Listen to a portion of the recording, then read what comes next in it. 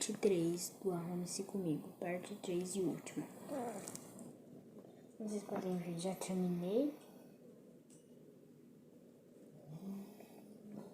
Eu botei esse lacinho aqui em cima. Cadê meu gloss? Acho que eu esqueci meu gloss. Ai, meu Deus, achei. Tá aqui no chão.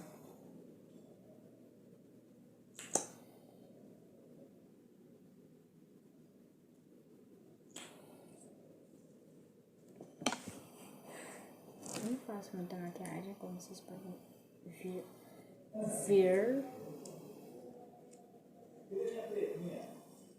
Gente, quando meu pai fala comigo, eu vou fazer um pouquinho pro meu pai falar comigo. Peraí.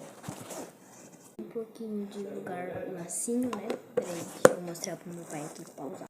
Acabei, mano, assim como é o resultado, sabe?